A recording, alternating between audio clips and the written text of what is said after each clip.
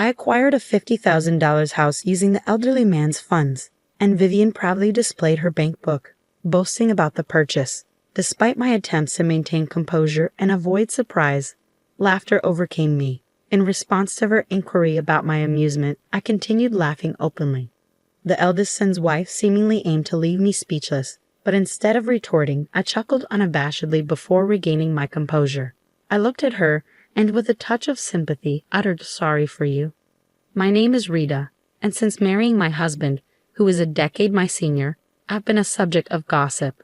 He was already affluent, owning multiple companies and substantial wealth. Marrying a significantly older man, especially one with such financial standing, led people to assume I was after his money. However, I genuinely never coveted his wealth. In reality, my husband grew up in poverty after his father's disappearance due to gambling. Living in the same apartment complex where I was the landlord's daughter, we became childhood companions. As a child, I confessed my feelings to him, only to be rejected with laughter and a promise to reconsider when I was older. Even when he moved to New York, we continued corresponding. Despite my repeated confessions, he maintained the stance that I was too young. Our communication persisted even through high school, where he expressed surprise at my continued affection. Upon graduating high school and starting university, I confessed once more, receiving a response that he'd consider my confession once I broadened my perspectives in university. Throughout my 4 university years, my feelings for him remained unwavering. Upon graduation, I confessed again, and this time, he bashfully acknowledged my consistent love. At 23, I began working while he, at 33, garnered attention for his thriving business ventures in New York. Eager to marry, he promised to do so once his company achieved success. Living together at the time, I diligently attended to household chores and prepared his favorite meals, awaiting his return. There were moments of doubt about his feelings, but when questioned, he admitted to initially considering my affection a childhood crush. Surprised by my persistent confessions in high school and college, he began to feel shy and self-aware of his feelings. Despite concerns during my college years that I might find someone else, he assured me he had no time for romance due to intense focus on studying and overcoming his impoverished background. Both of us remained confident that we would never betray each other. We always had a harmonious relationship, even amidst the news of various couples in our circle going through divorces. The concept of divorce seemed distant and irrelevant to us. With my husband amassing a $12 million fortune, some people, aware of our 10-year age gap, assumed I married him for his wealth or speculated about insurance benefits upon his demise. While some understood our long history together since my infancy and didn't jump to such conclusions, there were those who stubbornly clung to misguided beliefs. Despite the occasional gossip during social gatherings, where people assumed my husband had never experienced poverty and unfairly judged us based on societal assumptions about privilege, I remained unfazed. Whenever I noticed disapproving looks from my husband, I'd simply advise him to smile and brush off the rumors. Our love stood steadfast, unaffected by external opinions. My husband had complete trust in me, choosing to believe in our bond regardless of the skepticism around us. Several years into our marriage, we welcomed our eldest son, Peter, followed by the arrival of our second son, Dan, the following year. As a family of 4, we enjoyed financial comfort, yet my husband and I decided not to disclose our wealth to Peter and Dan. Instead, we taught them the value of money from a young age. In elementary school, they earned 10 cents for assisting with household chores, received a monthly allowance of $1, and managed their finances through piggy banks and account books.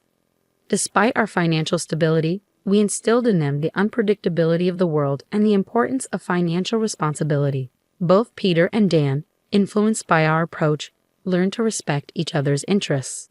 By the time they reached high school, instead of asking for pocket money, they expressed a desire to work for what they wanted. Peter took a job at a cafe, while Dan found employment at a bookstore. My husband and I eagerly anticipated their futures, sharing in the excitement of discovering the kind of people they would eventually choose as life partners. When I mentioned the possibility of them choosing same-gender partners or opting for a single life, my husband laughed, agreeing that their happiness was paramount.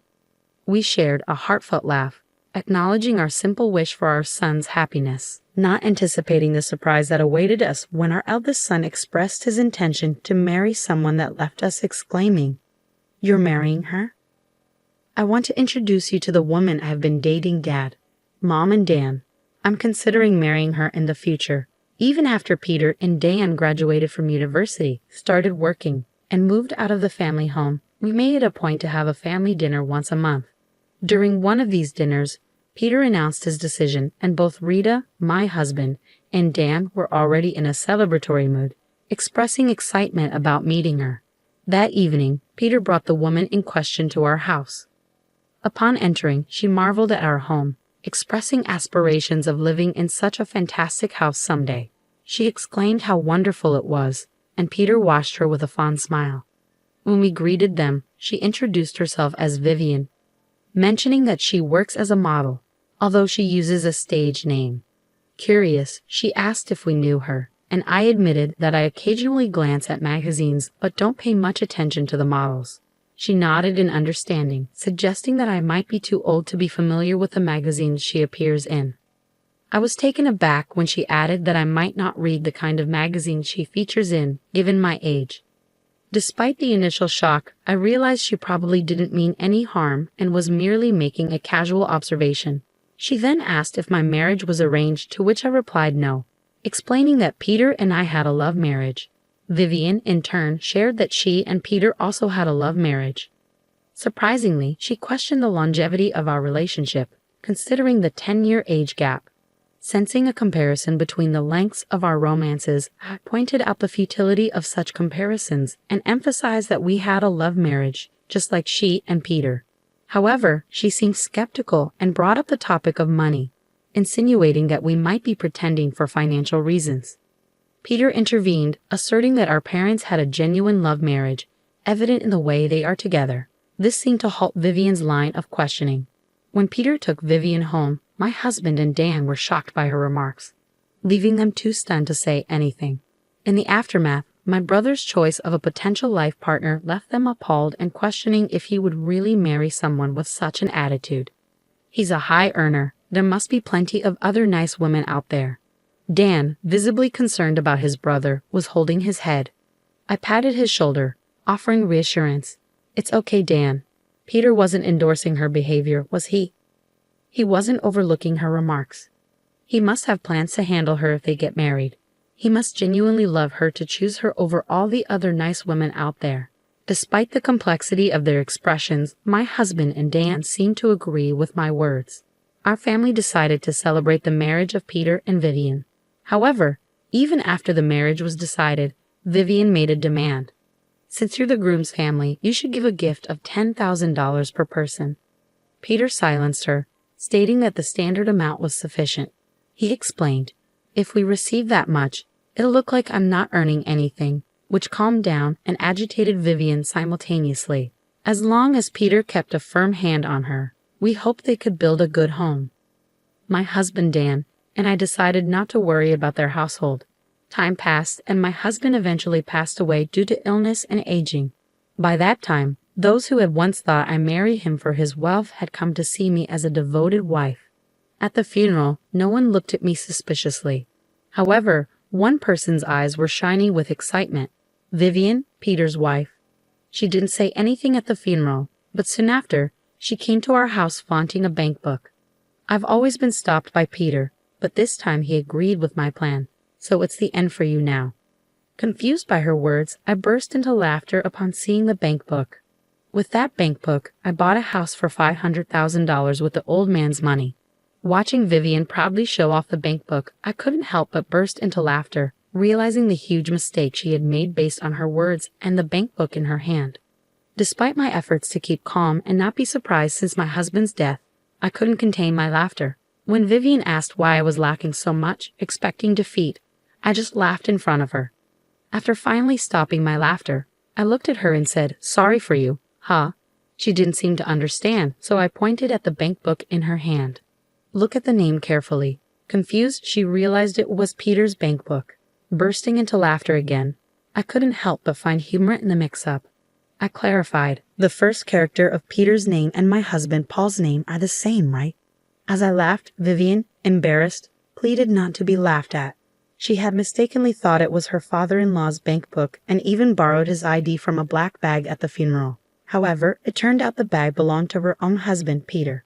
Despite the mix-up, I managed to buy a house for $500,000 with it.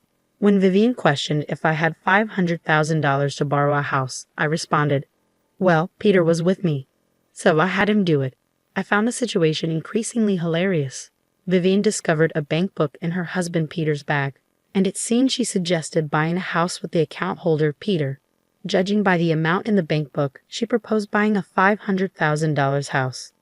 Since Peter and Vivian were living in an apartment, Peter might have thought it was time to invest in a house. For Peter, it was merely buying a house with his earned money, but Vivian mistakenly thought it was my husband's bank book and believed she could use it. Not being the account holder, I thought it might be the bank book with my husband's insurance money. The beneficiary of my husband's insurance was me, and normally you can't use the account of someone who has passed away, right? Vivian's face turned red at my words. Then Peter and Vivian's parents appeared at our house. "Ah, I thought you'd be here," Peter said nonchalantly as Vivian's parents, looking pale, came to me, bowing repeatedly. They apologized for their daughter's rudeness. As I was surprised, Vivian's parents explained what had happened. After Peter and Vivian decided to buy a house and completed the contract, an excited Vivian texted her mother, saying, "Got a mansion with the dead father-in-law's insurance money. I'll invite you over once we move in." Now I'm going to brag to the money-hungry mother-in-law about buying a house with the money she was supposed to get. In a panic, her mother showed the message to her father, and they both contacted Peter in a hurry. Peter calmed them down, saying, "Ah, I see," and brought them to our house. I always kept an eye on Vivian, expecting her to mess up sometimes, but I never thought she'd mix up my bank book with Dad's. I didn't think she'd make such a blunder. Peter laughed as much as I did when he realized Vivian's mistake. Vivian's parents told her to apologize, their faces still pale. But Peter and I continued to laugh, creating a chaotic scene. Once we stopped laughing, Vivian's parents apologized and said, "We're truly sorry for what our daughter did." Seeing her parents flustered, Vivian also apologized to us. "Oh, it's all right. In the end, I haven't suffered any harm," I told Vivian and her parents, but they insisted on apologizing. "We know you two had a love marriage and were together before your husband built his fortune. We saw your husband on a TV program talking about how you two met. My wife and I were so moved by your love story," Vivian's parents explained. I exclaimed in surprise as I didn't know anything about it. Peter, sitting next to me, said, "Ah, I thought Mom didn't know." Dad couldn't stand seeing Mom misunderstood, so he talked about it everywhere, and it reached the ears of a TV station. They thought it was a great story and broadcasted how Mom and Dad met. Was that what he was asking about a few years ago when he wanted to tell people our story? "Ah, I guess you did give the okay. I thought it was just for casual conversation." As my face turned as red as Vivian's, who was still embarrassed by her blunder, I realized the legacy my husband had left behind. Our daughter had caused such a disgrace. "If Peter wants to divorce her after this," Peter, looking puzzled, replied, "What? I have no intention of divorcing her even after what she did. Like Mom said, there was no harm done, and I would have stopped her if it looked like there would be. I married her, including her occasional blunders, because I love her. I'll take responsibility for her actions, so please don't worry." Peter said this with a refreshing smile. Vivian hugged him, and her parents were in awe, praising Peter for his kindness. When Dan, the younger son, heard about it later, he said, "I just can't understand my brother's thinking," looking skyward. When I asked Peter why he loved her so much, he said, laughing, "She's never boring to watch." Remembering how he made me laugh during my grief after my husband's death, I felt I understood what he meant. Being with her probably meant no time for minor worries or sulking. Though Vivian did what she did, she's been without an allowance for a while and recently started working at my favorite cafe. Whether she was embarrassed by how much I laughed at her, scolded by her parents, or heard in detail about mine and my husband's love story from them, I'm not sure. But lately she's been calling me ma'am and treating me more respectfully. For a while, I think I'll continue visiting this cafe, watching Peter's wife grow and change.